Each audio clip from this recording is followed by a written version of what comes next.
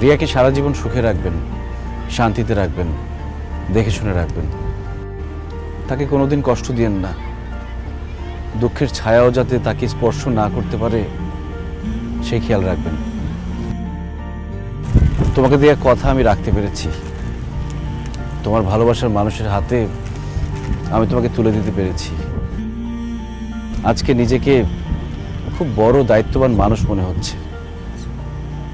ভালো থেকো, সুখে থেকো, নিজেকে দেখে শুনে রেখো।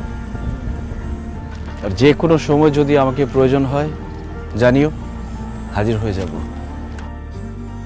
রিয়া, তুমি আমাকে ডিভোর্স লেটার পাঠিয়ে দিও, আমি সাইন করে দিব। রোহন ভাই, রিয়াকে নিয়ে যান। Thank you mister Raj, thank you.